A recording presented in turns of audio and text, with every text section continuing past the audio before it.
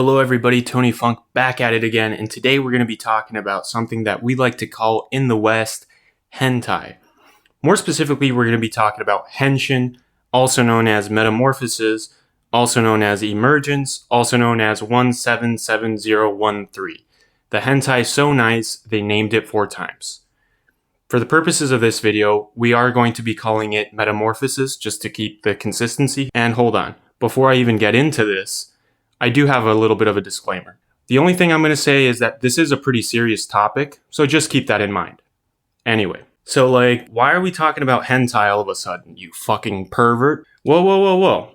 Though I may be a pervert, I've actually never had an interest in reading hentai. I mean, why look at drawings of titties if, you can look at pictures of titties, or you can find yourself a nice girl who'd consent to you to let her play with her titties. But I digress. My introduction to Metamorphosis originally came from an ex-girlfriend who at the time was a girlfriend, and she sent me a picture of some scene of Metamorphosis. I'll put it up here as a meme or something like that. I don't actually remember the conversation. But anyway, I saw it, and it kind of made me laugh, and I said something really just off-color, some really shitty joke. I was like, yeah, it looks like she got all her holes filled up or something, something fucked up like that, something insensitive like that. And she was like, oh, dude, much worse. You got to read this, right? So I was like, holy fuck. A year later, I finally got around to reading it just because I have heard things about this manga in the past, but I never actually felt like reading it, because I had no interest in it. But anyway, after reading this manga, I actually had a lot of takeaways that I would like to share with you guys. And first of all, I would like to even tell you guys that this manga is actually a really good work of art. Oftentimes we hear debates about whether art should be censored or anything like that, or if art can go too far. Just watch this video and you'll realize where I stand on this. I do think that art should never be censored, and art always has something really important to tell us. Even if on the surface that art seems gratuitous, and maybe grotesque or whatever, deep down inside, we all have to remember that art is made by an author.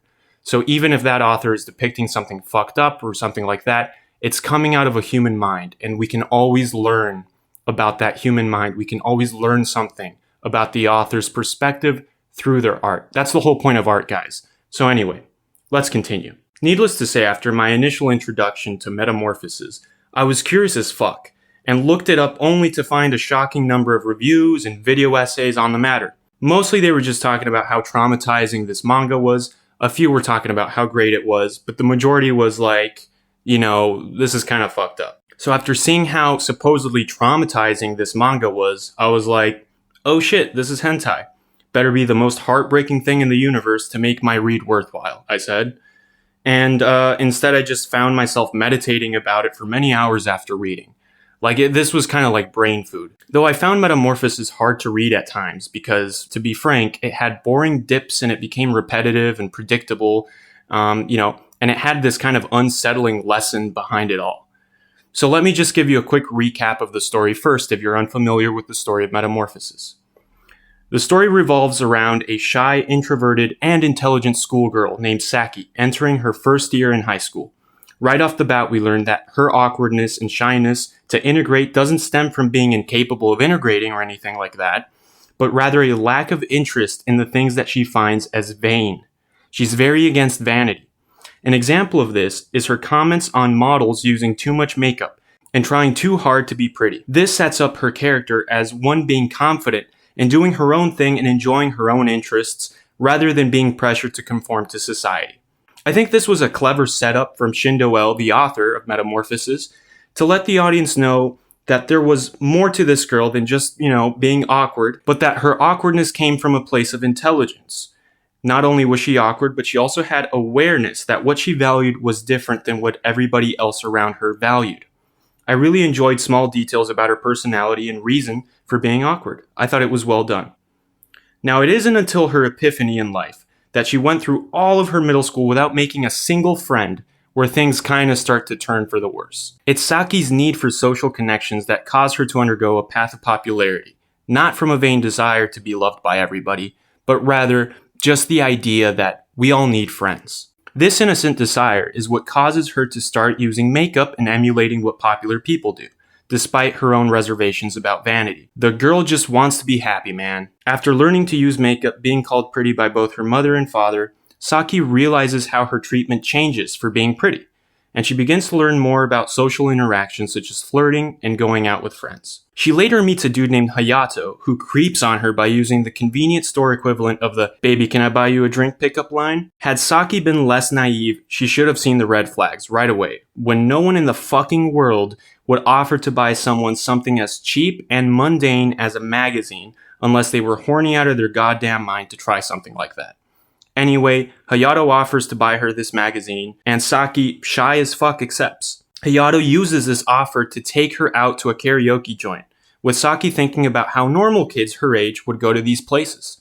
So of course she agrees. I remember reading through this part and just cringing in anticipation for what was gonna happen. And pretty much what you think happens. Hayato starts off by giving Saki alcohol and overall seeming to have some charm as well. Saki, flattered by the kindness that she has received, as well as the fun that she's having, lowers her guard and takes a kiss from him. He later drugs her and rapes her by taking advantage of her innocence. To make matters worse, I've also neglected to mention the fact that Hayato is actually a grown-ass adult, making this not only rape, but statutory rape. Hayato also convinces Saki that he loves her while this is all going on, as an excuse to have sex with her in the future. I mention this because this lie is what ultimately perpetuates more of Saki's problems. Saki actually wants to be loved. She's just a normal girl. She's just a little girl, and she's being lied to by adults. Later in the story, Hayato and Saki start dating, air quotes, mainly due to her new dependency on an undisclosed pill. We're going to say it's MDMA because that's kind of what it looks like, that Hayato gives her whenever they have sex. Think of it as conditioning like Pavlov's dogs to get her hooked on having sex. This later causes Saki to have a sex addiction.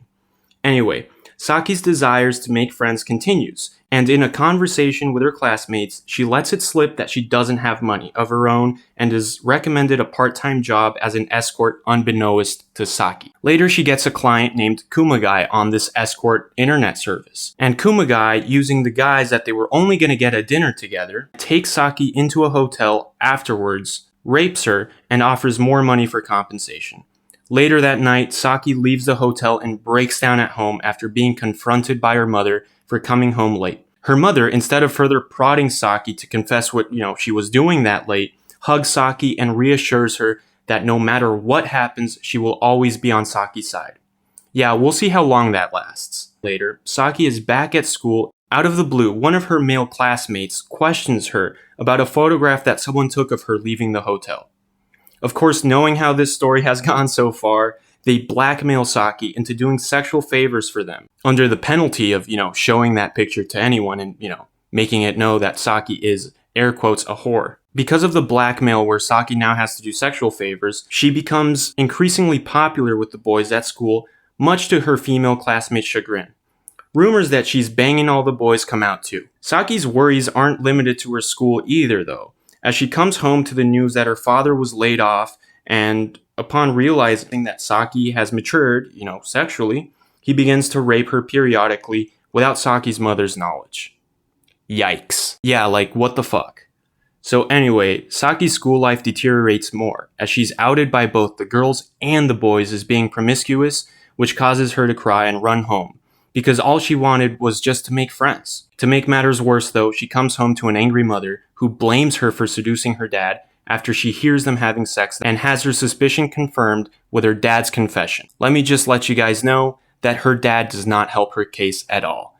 He tells her mother that Saki was the one seducing him. So Saki is subsequently kicked out of her home and runs to Hayato for support. I mean, she's got nowhere else to go. She might as well go with her, air quotes, boyfriend. We get a bit of a time skip after that, where Saki learns about Hayato's 8 million yen debt, and because Saki genuinely loves Hayato, promises to pay his debt. We get a scene where Hayato pimps Saki to some random bar goer and watches her work, air quotes, with the bartender he owes drug money to. This encounter ends in Hayato forcibly giving Saki piercings to make her more appealing to his crowd and future clients. These body mods, however, prove to be counterproductive for Hayato, as Saki can no longer get the same rates she did with Kumagai, because he no longer finds her as attractive. She subsequently has to have more perverse and more extreme sex with Kumagai to make up for that difference. She's humiliated by him and even offered a smaller rate. Afterwards, she heads to the bar in search of Hayato, only to be raped by the bartender and a bargoer after her first dose of heroin, which puts her in a trance and proves to be even more addictive than the other drugs that she had been given by Hayato. Later in the story, we see her continuously ending up in the dumpster after clients seemingly discard her drugged body after they're done. Here we learn that Saki was robbed during one of her sessions, and desperate to make amends with the bartender whom Hayato owes money to, she goes to him to pay part of the debt with sex, which he agrees to, but offers to pay with drugs as well, which Saki chooses over the money. After finding Hayato and informing him of being robbed and unable to help pay his debts, Hayato becomes angry with her for coming home empty-handed, and after finding the drugs she was paid with, kicks her out of his house for believing that she was pocketing the money and spending it on drugs for herself. With nowhere else to go, Saki becomes homeless and has to fend for herself without any help. Conditioned to be horny all the time, Saki masturbates outside only to be spotted by two homeless men and is given a deal to receive cold food in exchange for sex. Saki is reluctant, but being overwhelmed by both men is gang raped and later wakes up in a shanty town. She's given food as promised, but vomits before she can even eat and deduces that she's pregnant. Having been disappointed, she was never able to make her own decisions, and having aborted a baby before with Hayato, Saki decides to keep the baby and vows to change her life for the better. We get another substantial time skip where we see her having stocked up money from sex work when a group of students, presumably her ex-classmates, see her bag of money that she had saved up from a public locker, where they harass her for being a bum with money under the pretext that it was all stolen. So now these students are harassing her because of, apparently stolen money. They inexplicably start assaulting her and stomp on her uterus to kill the baby because, it'd be one less bum on the street, they would say. And she's subsequently raped with a water bottle until she's left stripped and penniless by the mob of students. Knowing that her baby is dead after the assault, she goes into a public restroom to take one last look at herself in the mirror, only to break down at the thought of how much she's changed. She smashes the mirror and concludes that she has nothing to live for anymore, and commits suicide by overdosing on heroin. Interlaced with her suicide is a scene of her as a mother, and her would-be daughter if she had survived, where she calls her daughter the seed of her rebirth, something which did not happen in Saki's final metamorphosis.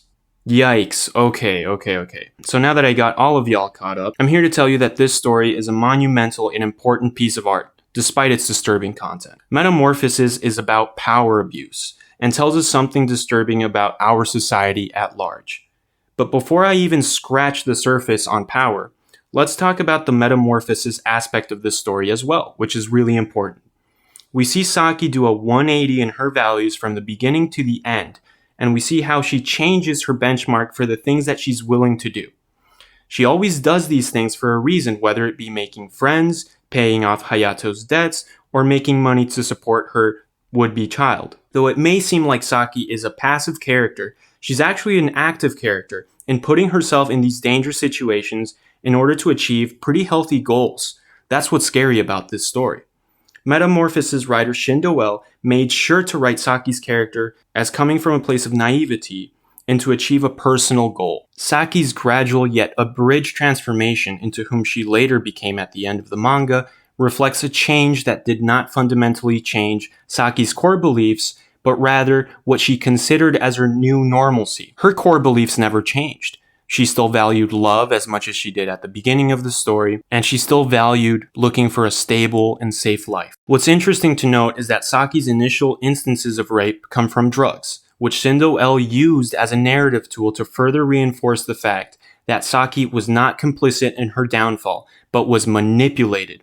Not to mention the fact that Saki was underage, presumably throughout the entire story, which leads me back to power. Shindo L has stated in the past that Metamorphosis was simply a work of his mind, with the characters not bearing resemblance to anyone in the real world, which means that the significance of the story does not stem from a specific case, but rather the author's commentary on life and how it's all at the whim of society's mercy. Because of this fact, we will view Metamorphosis as an allegory as opposed to an isolated case of misfortune.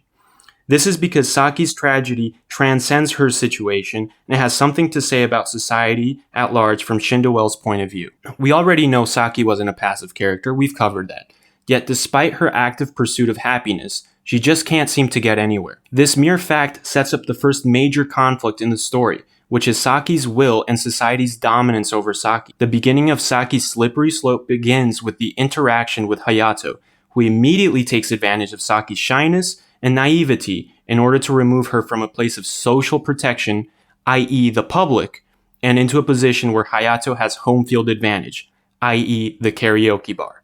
He continues to ease in power moves under several guises to get his way with Saki in the end. This initial interaction where Saki is date raped by a man is set up similarly to a horror slasher film, where the victim is unaware of their impending doom and the audience has a clear view of what's going to happen. They get to see all the red flags, pitfalls, and the character slowly falls into that terrible situation. This creates an asymmetrical series of interactions between Saki and the other characters of the story, where Saki, though active, is completely powerless against everybody else.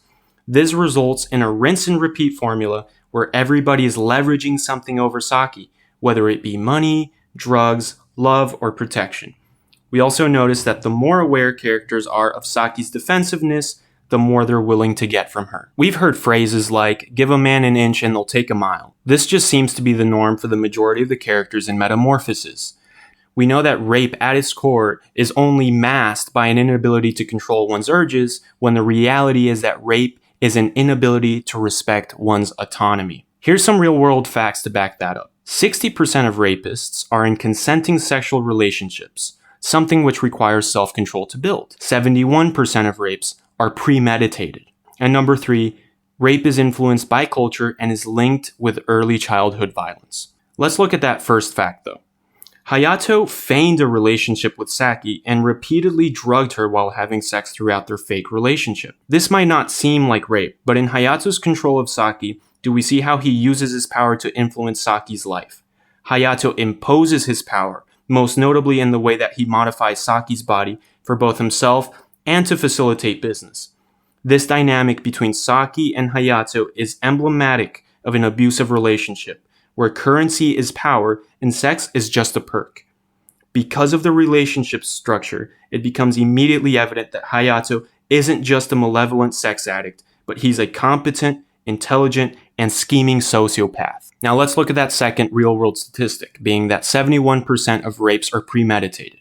Here we can draw parallels to Kumagai and his premeditated plan to have sex with Saki without being upfront about it until Saki is as far removed from safety as possible. We're not stupid, and we knew exactly where Kumagai was headed to the moment he stopped at the hotel. I'm sure we're already starting to see a pattern here.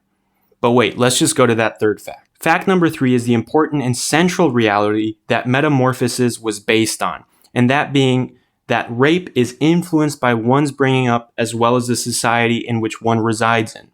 No matter where Saki went or who she went to, she was never able to receive help, and when we take Metamorphosis as a whole, everything Saki does leads her back to being raped or exploited.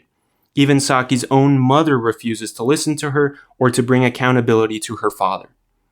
So now that we've grounded Metamorphosis as more than a tragic freak set of events and into a hyper-realistic analysis of a series of macro and microaggressions, can we truly see the genius behind Shindo L's message about power?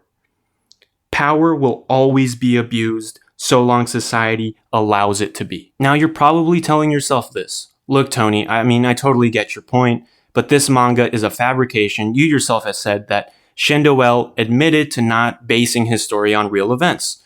So how can you use this manga to state something about power in the real world? Come on, Tony, what the fuck? And you know what my answer is? Metamorphosis is 100% real, and we live it every single day. Saki's specific scenarios might be fabrications, but the culture in which Saki lives is 100% real. That's right. I'm talking about the very real and undeniable reality that is rape culture. Now, I started this channel on political undertones. My first episode ever on this channel was political, and I'm not afraid to get political again if it means we reach an objective truth at the end of the day. And that truth here is that what happened to Saki does happen. Sure, not exactly, and I'm sure with variations here and there, but the reason Saki's story resonates with us so much is because we recognize the culture of power that led her to that end. Rape culture is real, and it's not real simply because men are horny animals who lack self-control, but rather because we live in a society where power is absolute and where we're taught that we can do anything as long as we have the power to avoid those repercussions. We've all heard of the Epsteins, Weinsteins, and Cosbys of the world who think rape is a commodity. Not because they're perverts, mind you, but because they can. So when you have powerful men with impunity, what do you think is gonna happen? You think powerful men will play by the rules of dating and sex? No, absolutely fucking not. If you're powerful enough to send people to war, buy islands, bankrupt opponents, agree to legal settlements, destroy people's careers, and influence politicians, rape is just a walk in the park. Of course it is. It's nothing to them. And that's the truth. But what about the rest of us, right? We're not all Weinsteins. But that's the thing about power. It's always relative. So now I turn to you guys. You may not be socialites, oil barons, or members of the entertainment industry, but you're very powerful individuals nonetheless. And the power that you choose to wield is immense. If Saki had someone like you in her life, would you tell her that her value is related to her looks? Would you tell her that she is a whore for being taken advantage of? Would you blackmail her for sex? Would you bully her for being popular? You see, our impacts are not defined by how much power we have, because it's easy to misuse power, we know this, but rather our impacts will be defined by what we choose to do with our power. And if we do nothing, then we're complicit with what happened to Saki.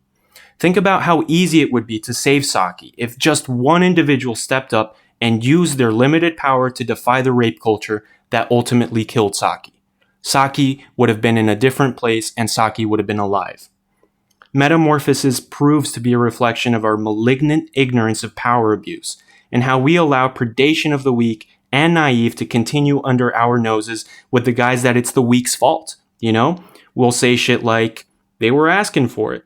You know, they weren't careful enough. They wanted it all along. And though there are other stories that explore the corrupting properties of power, such as Salo, 120 Days of Sodom, if you've ever seen that horrible movie, and a Serbian film, which is another film about power, none seem to point the finger back at us like Metamorphosis does. And for that, us bystanders, classmates, parents, boyfriends, coworkers, strangers, we should all be grateful for that. Anyway, guys, thank you very much for coming to this Tony Funkumentary. I know this was a dark sort of video, and it was about a dark topic, but I really appreciate you guys for coming here. Thank you very much. Thank you for coming, and let me know what you think.